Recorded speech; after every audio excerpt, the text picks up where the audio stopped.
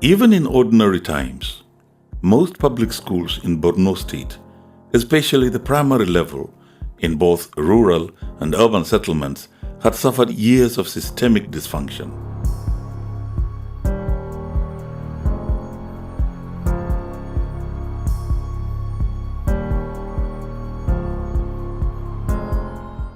Classrooms and other academic-related buildings in hundreds of primary schools across the 27 local government areas were dilapidated like these ones on your screen.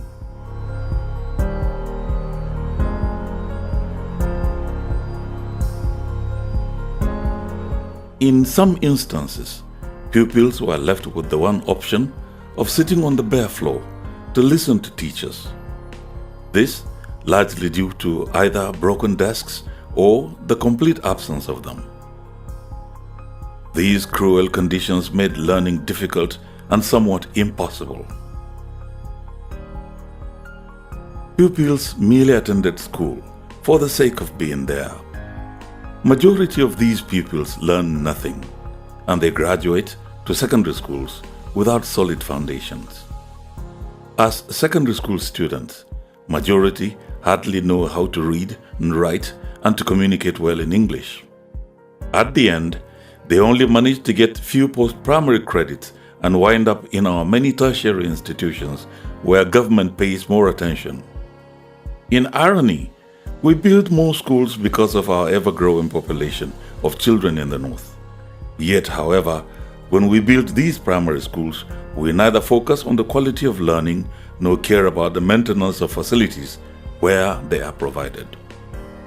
Although Governor Kashim Shettima did capture the missing link in Borno's public school system, what he modestly didn't say was that compared to the bad ordinary times, public schools in Borno State had been pushed from bad to worse conditions. No thanks to activities of the Boko Haram insurgents, a total of 5,335 classrooms and other buildings were violently destroyed. These destructions, according to a Recovery and Peace Building Assessment report co-authored by the World Bank, the European Union, and the Nigerian government, affected 512 primary schools, 38 secondary schools, and 2 tertiary institutions. In addition to these destructions in schools, several teachers were killed in the course of their duty. As part of measures to reverse the situation, Governor Kashim Shettima publicly and repeatedly acknowledged that deliberate and consistent investment in safe and functional education was to him the best way to defy an insurgent group whose cycle of violence aimed at, amongst other objectives, putting an end to public and private school systems in Borno State. The governor didn't stop at talking his position. He indeed walked the talk by embarking on massive remodeling of public schools across Borno State. In that regard, he adopted the philosophy of focusing more in changing primary schools. Doing that, he thought, was restarting the beginning of public education in Borno State. Notwithstanding series of destructions from insurgent attacks, the setting ablaze of a number of schools within weeks of previous works, the administration of Kashim Shettima has succeeded in overhauling hundreds of public primary schools in both rural and urban areas. These public schools have been changed from these horrible and dysfunctional faces to these pleasing and functional sites.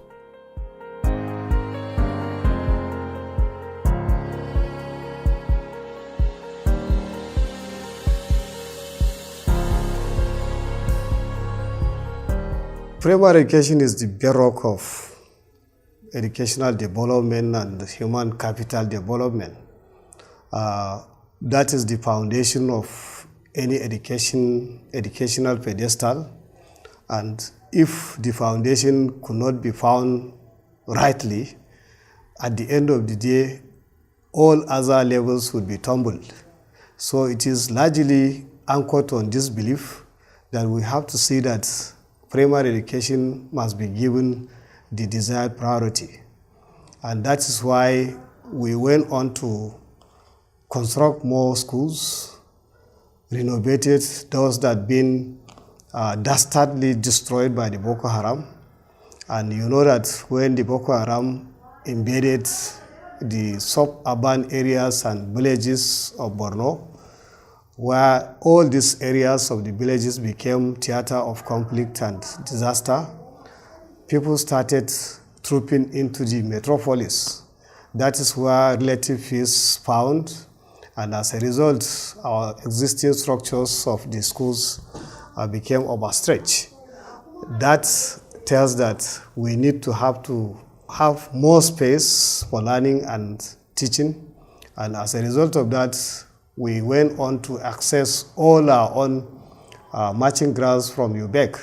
And Borno is termed as Center of Excellence, and this kind of yardstick is being done by states' capacity and political will to access their own marching grounds from UBEC. What would adequately induce you to note is the zeal and enthusiasm of His Excellency to access the marching grounds. Up to this moment, we have been accessing, we are warming up for the last lap of his own administration's accession of the marching ground. Our work plan is at the progress level, and basically soon we'll go on to access that 2018 marching ground. So you can see that his singular enthusiasm in educational development of the state did a lot in overturning the educational development of the state. Governor Kashim Shettima took a bigger step by conceiving a new idea of building what have been nicknamed mega boarding primary schools. As the prefix suggests, mega status derived from unusually large sizes of the schools. Each of the 44 mega schools is designed to accommodate between 1,000 to 2,000 pupils. Half of these schools are located around the state capital, while others are spread across local government areas in the south and northern parts of Borno. The idea behind the mega boarding primary schools is, however, associated with a tragic necessity and hence the choice of their locations. We have deliberately cited a good number of the mega schools within Maiduguri metropolis and Jere local council areas. The reason is because principally our targeted peoples are the more than 50,000 children whose parents were killed by Boko Haram insurgents across the 27 local government areas of Borno. Majority of these children are unaccompanied. They neither have parents nor relations. I, Kashim Shettima, is their proud father, mother, and relative of these orphans. In 5 months' time, inshallah, I will bequeath this parenthood to Professor Babagana Umar Zulu.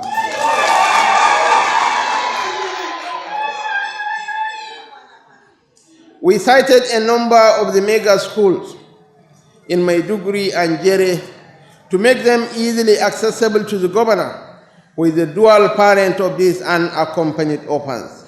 That way there will be direct supervision of their general welfare and education. We are not just building and equipping these world-class primary schools. We are already recruiting quality teachers under a new system of supervision. Already, the Borno State Civil Service Commission and the Teaching Service Commission have in complementary roles recruited 2,000 teachers through a partnership between the state government and the World Bank. The government will extend to the new teachers and administrative staff its sustained record of prompt payment of workers' salaries from 2011 to date, in spite of challenges the state has had to deal with. The cordial relationship between government and civil servants in Borno State is exceptionally wonderful. I think it is the best in the country. Since the assumption of this government, civil servants never fail to get their salary for even a single month. We wanted to employ 1,000 regular teachers and engage 1,000 retired teachers, but the applications we got was over 20,000, and all of them turned out for the examination, aptitude test, and interview. So you can see that the Borno people are ready to take up the job of teaching, and they are ready to teach. We know the qualification of a teacher. So what we did was to invite for applications. First, accredit the applicants, scrutinize their documents and qualifications. When we find them suitable for examining, we give them aptitude tests. And the cutoff mark for being called for interview is 70%. Anybody who did not score 70% in the aptitude test as a professional teacher will not be called for the aptitude test. Majority of the 2,000 teachers and administrative staff are to be deployed to these mega schools, each of which is built with dozens of classrooms, hostels for orphaned victims of terror, and administrative buildings, amongst other components. Besides addressing the educational needs of children orphaned by the Boko Haram insurgency, Governor Kashim Shettima took it upon himself a novel campaign for Mbororo Fulanis in Borno State to allow their children access to quality and free basic education. Governor Shettima had noticed that while a number of Bororo Fulanis were working as security guards in majority school building sites, children of the Bororo were systematically inheriting their parents as security guards. The governor began by appealing to the Fulanis to allow him enroll their children in schools. Aje a yanka musu uniform, a so musu takalmin zamani. Kaji ko? Za a musu duk abin da ya cancanta. Sai a kai su a sa su makaranta. Shettima's appeals were met with strong initial resistance by the Mbororo Fulani parents.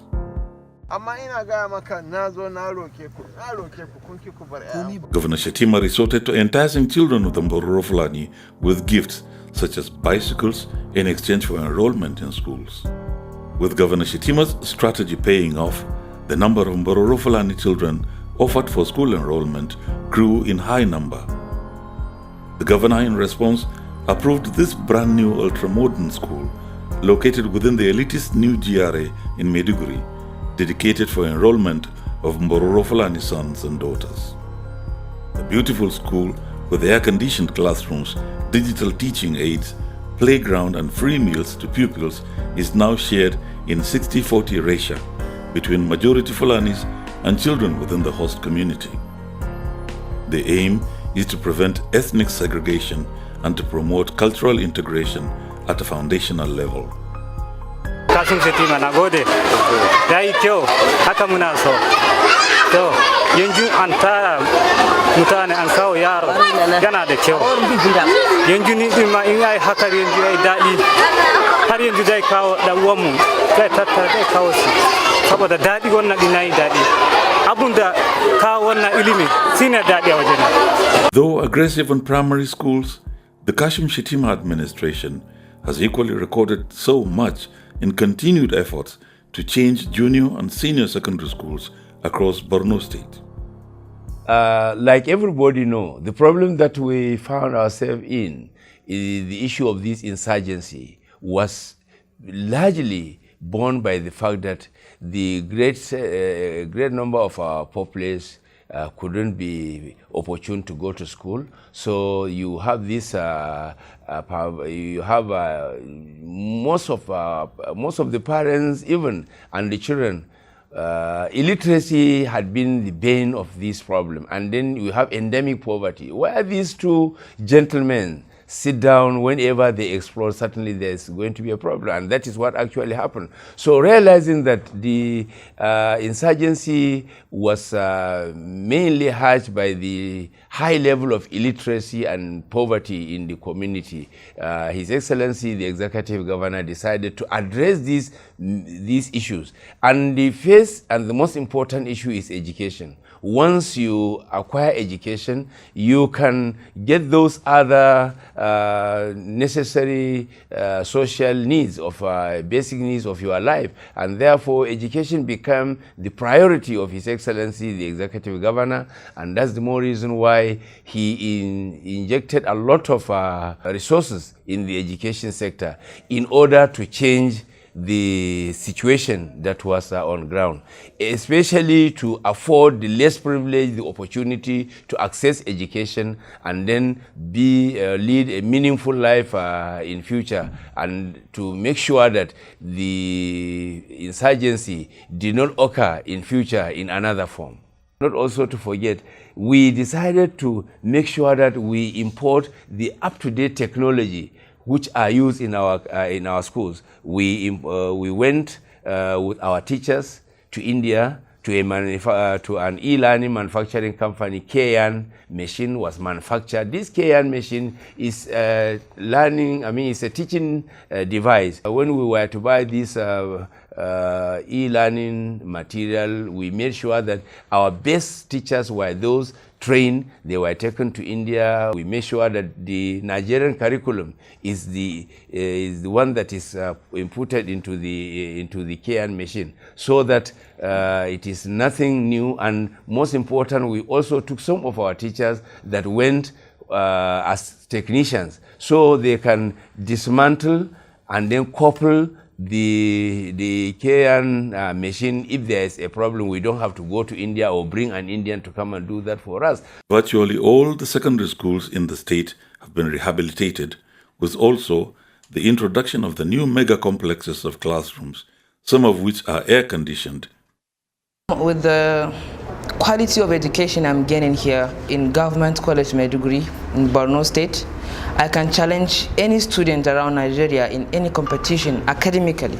The school in Government Girls College Maiduguri is very good, very educative. We have a very good conducive atmosphere for learning, most especially with the coming of this new building. Our dear governor of this state, Mr. Kashim Shettima, His Excellency, he renovated this building for us in order to have a good and conducive environment for learning. Because before in our former classes, we are up to 100, but now with the coming of this new building, we are only 40 students in this class, and we can hear what our teachers is telling us very well from the board. But before the class is very congested, but now we have enough air and ventilation will come to the class. So we highly appreciate the school management, and most especially His Excellency, the Governor of Borno State. The school now, it is different like before in terms of facilities. Before, we more than these numbers in the class, where we about 100 or sometimes even 80 in the class. But now you can see we're only about 50 or 48, which is at least a number of the students that are required in each class. In terms of learning facilities, it's available. And textbook, I have it. And also we have a high qualified teachers, though they are teaching us. So I don't think if there is something that will restrict me to go to further my education. One of the problems that we were facing is for a teacher to come and see or meet a crowd of students. You will not be able to teach and assess them very well. But with this decongestion now, you have a limited number of students you can teach, you can access, and then know your students very well. Before now, you can hardly know your students because it's just a crowd that you find in the classrooms. But for today, a teacher can pinpoint and know the names of his students, and that is what the teacher loves, to know your students and to communicate with them directly.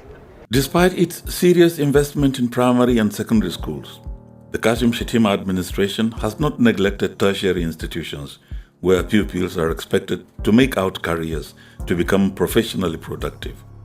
In historic record, Governor Shettima it is who succeeded in establishing Borno's first state university since the state was created in 1976.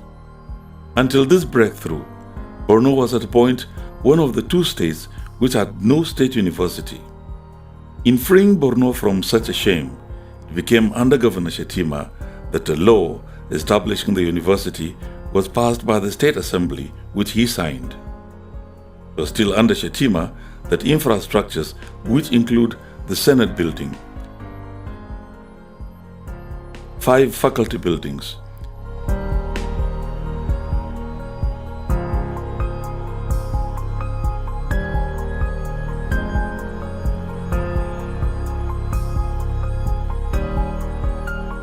three laboratories for chemistry, physics and biology, as well as the university clinic were built.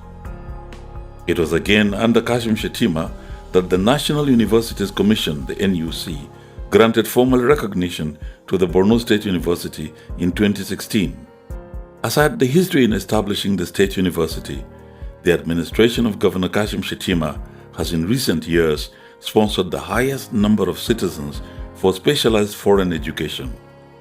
Dozens of female citizens are currently rounding up studies in 2 universities in Khartoum, Sudan, to become certified medical doctors. These women are, in addition to filling gaps in medical services, likely to contribute in the education of female medical students in the state's tertiary institutions. The administration has made other critical interventions in the development of notable tertiary institutions like the state-owned Ramat Polytechnic and virtually all the 6 other tertiary schools in Borno. The administration of Governor Kashim Shettima has reconstructed and built more classroom blocks in almost 6 tertiary education institutions, including the Kashim Ibrahim College of Education, the College of Agriculture, the Mohammed Goni College of Legal and Islamic Studies, the College of Administration in Kondaga, which has to be virtually rebuilt because it was at the epicenter of the insurgency. Also, it has